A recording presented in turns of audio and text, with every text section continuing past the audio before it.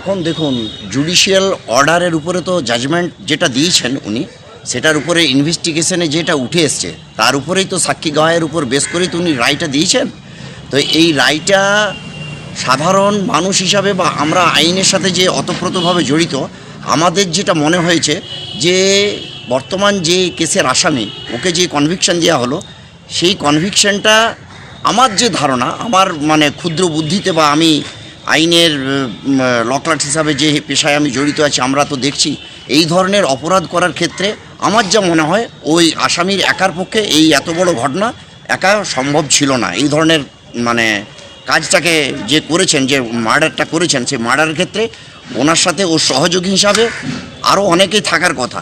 কিন্তু ইনভেস্টিগেশন যেভাবে পুলিশ করেছে, ইনভেস্টিগেশন চার্জশিটে যেভাবে নাম উঠে এসছে যাদের, সেই পরিপ্রেক্ষিতেই কোর্ট দেখেছে ফার্দার ইনভেস্টিগেশন করার ব্যাপারে এবং এই ইনভেস্টিগেশনের ব্যাপারে উচ্চ ন্যায়ালয়ে যদি বিচার করে, এরপর ওই জাজমেন্টের উপর বেস করে সুপ্রিম কোর্ট যেটা লোয়ার কোর্টকে ডাইরেকশন দেবে, সেইভাবে পরবর্তী পদক্ষেপে আমরা সেইভাবে তাকিয়ে আছি সুপ্রিম কোর্টের দিকে। কেন আমরা সাধারণ মানুষ হিসাবে আমরা চাইছি যে এই মামলাটা এখানে শেষ না করে এই অর্ডারটির এগেনস্টটাকে চ্যালেঞ্জ করে সুপ্রিম কোর্টে জাজ, এই জাজের রায়টাকে আমরা সাধারণ মানুষ মেনে নিতে পারছি না।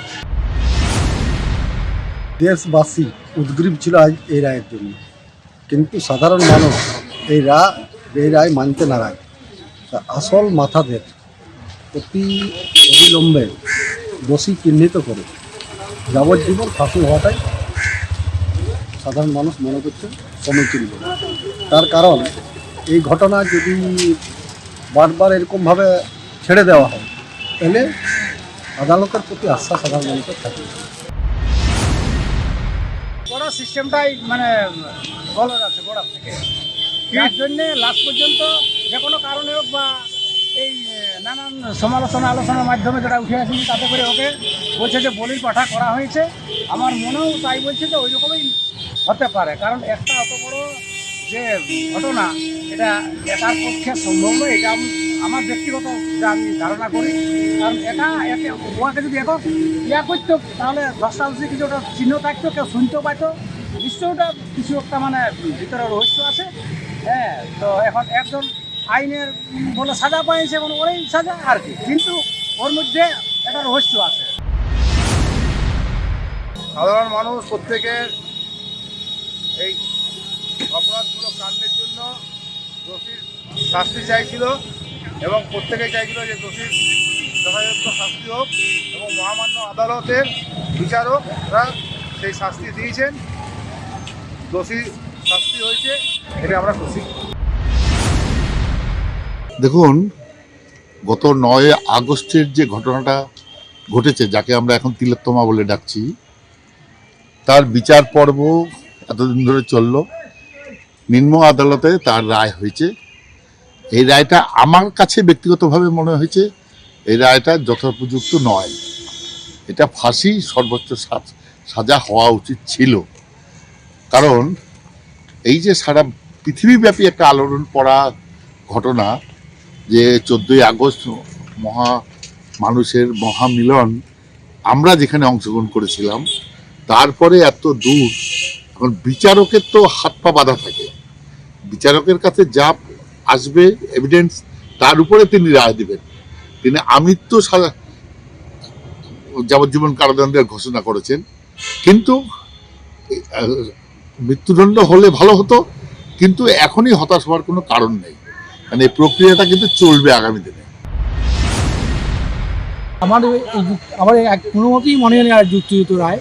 আমার মনে হচ্ছে কোনো একজন আসল দোষীকে মানে সাইড করার জন্যই এই রায়টা হয়েছে।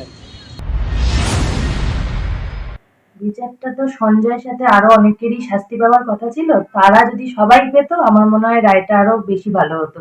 সুপ্রিম কোর্টের কাছে আমাদের এইটাই আস্থা, যেন সবাই দোষীরা সবাই শাস্তি পায়, সঞ্জয় সমেত সবার শাস্তিটা আমরা চাইছি।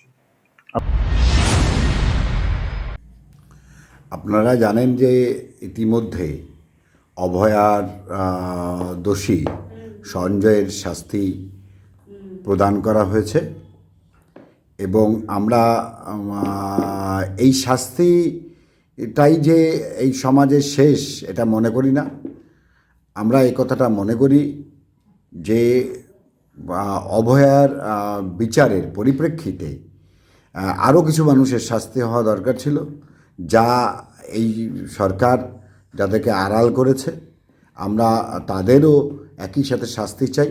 এবং গোটা পরিকল্পনার সাথে যারা যুক্ত, সরকার থেকে শুরু করে এই মূল অংশে যারা কর্মী হিসাবে এই অভয়ার কাণ্ড ঘটিয়েছে, তাদের সকলেরই শাস্তি চাই। এই রাজ্যে এই দলটা, এই সরকারটা এইগুলিকে সবসময় আড়াল করবার চেষ্টা করে থাকে। আমরা এর বিরুদ্ধে সাধারণ মানুষকে সোচ্চার করতে চাই।